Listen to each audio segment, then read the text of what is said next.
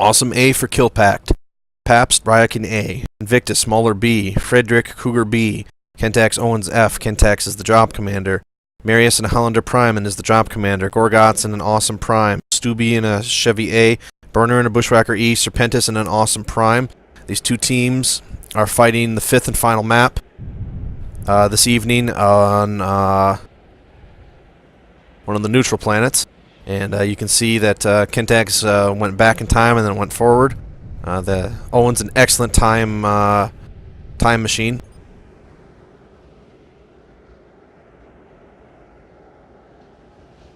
Okay, seems to have stabilized a bit there. Kentax has been sent out to scout with his uber fast Owens. I believe this is the Owens F with GECM and a pretty nice weapons loadout. And a very experienced and veteran player, leader of the 12th Vegan Rangers. He's flying solo tonight, but backed up by a strong team of an SJ member and the KOS leader, Invictus. Kentax and Invictus have been battling together or against each other since the very, very long time ago in this game. So it's interesting to see the largely WR force face off against some of the veterans. You can see this mountain at center with the bridge really dominates the landscape. Many mountains in here. Snowblind, a huge map. And you can see hi there, Commander Kell. I'm recording. This will be the last Chaos March battle of the night, but they will be doing other fights soon. And you can see Kentax now starting to head towards center.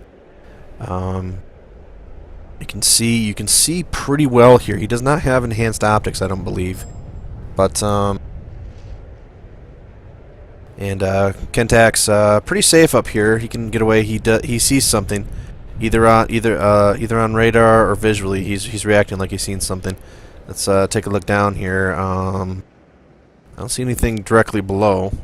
You can get a sense just the size of this map.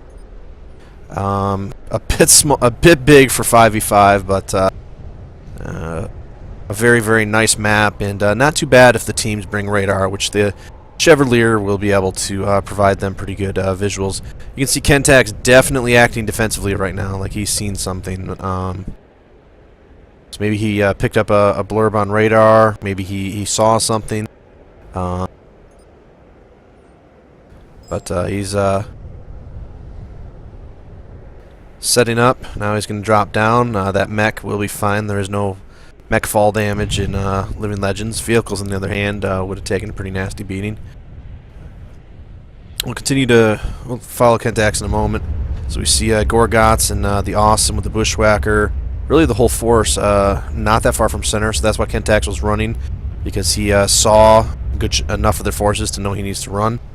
And now the opposing forces are now on the move outside center. The two teams are now on the outside edges of each other on the other edge of this mountain. As we will back up a bit and try and ascertain, you can see Burner and his Wolverines Rebirth team moving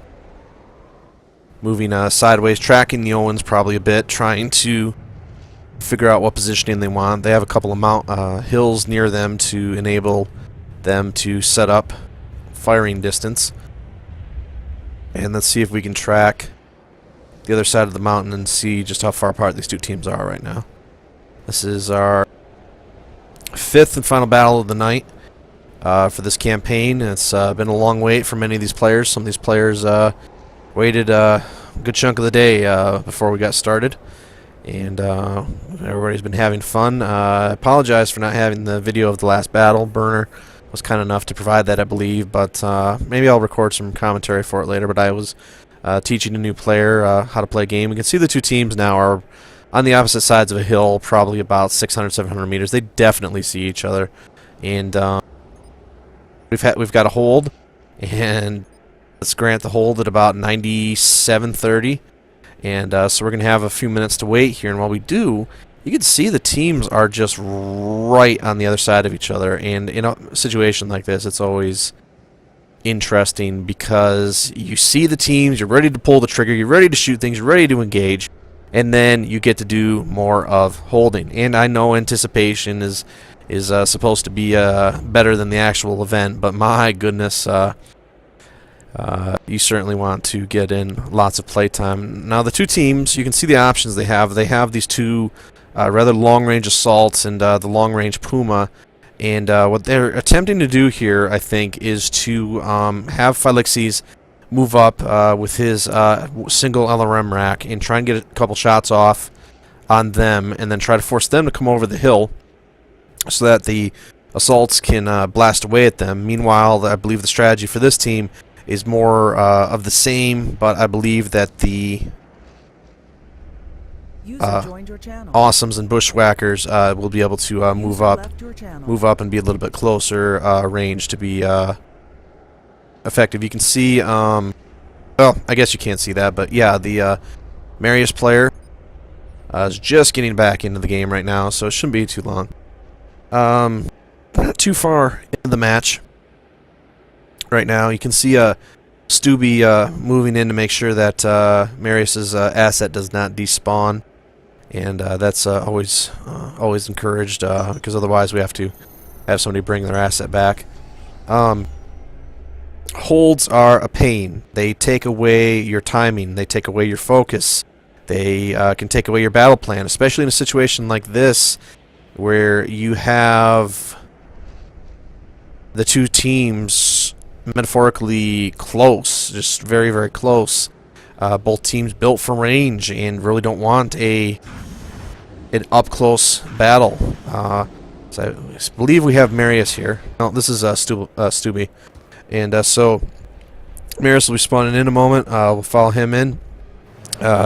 He's allowed to go on foot, obviously, but he's also can take a harasser in. That's pretty standard practice to try and get in nice and fast. Now the teams know that you're coming back, and on a hold you can't do anything, but if this were a live fight, if you get shot on the way back, you're dead. It's not applicable in this case. A hold is only granted before the teams shoot each other. Once they shoot each other, there's just too many questions and variables to allow a hold, so the teams always have to sit there and be willing to grant each other a hold. The rules allow a hold, but the team leaders have to agree to it. And we're going to see if we can do something about this volume a little bit. I've been meaning to do this for a while.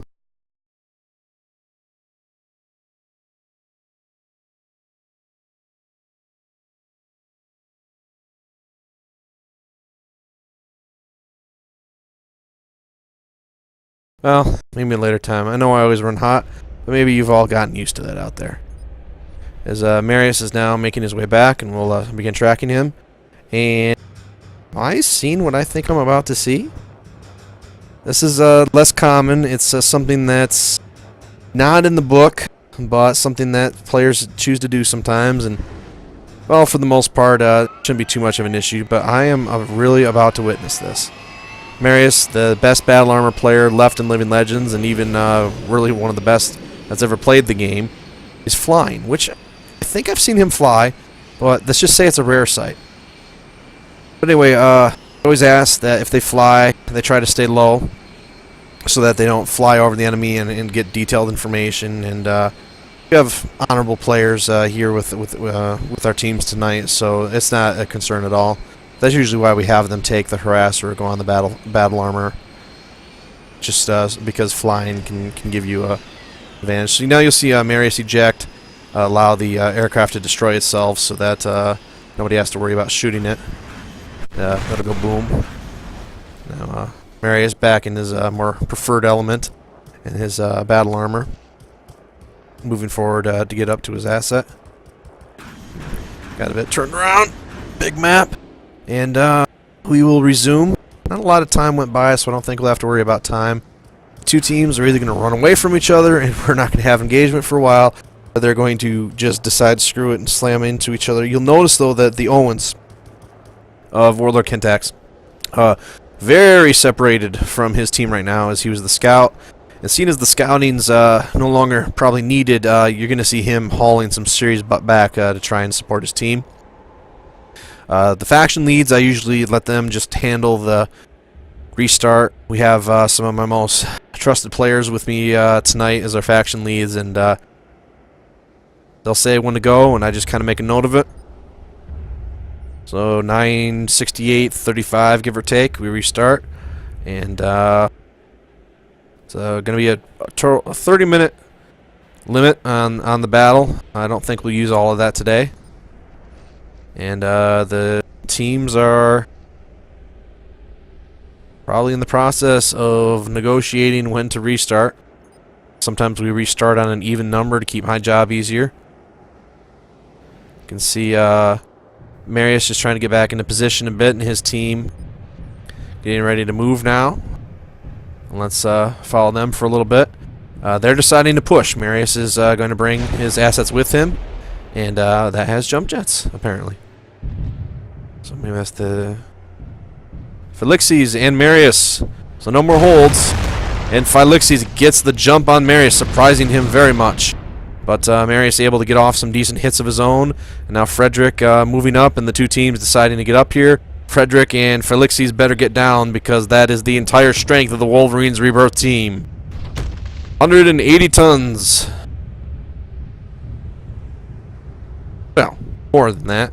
But 160 tons between these two awesomes. They are getting ready to crest. You see them setting up a firing line, trying to move all at the same time, and the mercenary team, are they ready for it?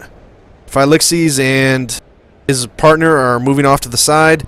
Invictus is going to take a bunch of shots. Some heavy damage landed on Invictus. Going to send some missiles away. He'll probably hit one of them. So Gorgots take some pretty good damage and an awesome, which is a very underrated mech in my opinion. You see they are able to take up some room, cover in there. Felixes and Frederick now trying to set up some crossfire. Gorgots and Serpentis will turn their guns, and they now have some crossfire. Kentax attempting to get the attention of some of the assets, firing on their back. Kentax needs to be careful of that tank, though, because that tank may only be a Chevalier, but it can still do damage if unchecked. Now Gorgots and Stubelborn are coming off the line. Felixes trying to set up some crossfire. They're doing a good job of crossfire, but Wolverines Rebirth is also doing an excellent job of focusing fire right now. Still too early to tell, but both teams are delivering as well as they're taking, so we'll see where this battle goes, as Kentax and Stubel are really getting into a good fight down here at the bottom. Frederick goes down. His Cougar takes too much punishment, so they have a 5-4 advantage now. Burner taking some heavy missiles. Invictus and Killpack are in pretty decent position along with Felixes. Kentax is probably taking quite a bit of damage here, and if Gorgots gets around there, Kentax is going to be in a lot of trouble in a hurry. So the Wolverines are patiently staying up there. We see Marius trying to get close, perhaps with his heavy Gauss Hollander or of a similar build. We still have a 5-4 right now, and Killpack trying to deliver on with his awesome. Serpentis moving into range. Kentax attempting to fire on Marius, and the Wolverines have gotten the okay. We're moving in all now. Warlord Kentax down, and that might be enough to turn it. That's quite a bit of firepower lost. Invictus is definitely a long-range asset. He's firing on Gorgots. But right now, the Wolverines are taking the advantage. Felixes is a very important asset right now. Burner realizing this, and that's why they're focusing on Felixes, and Felixes is about to go down. Killpack down, and yeah, this will go the Wolverines' way. And ultimately, a bit more patience, I suppose, and a better job of focusing fire for the Wolverines, and also that their assets were better able to handle a close-range battle, and because they work together, they get the victory. Invictus will be able to fire on a couple of mechs, but does not have the proper equipment to take on any of these mechs at this distance, and this will close out the Chaos March for tonight.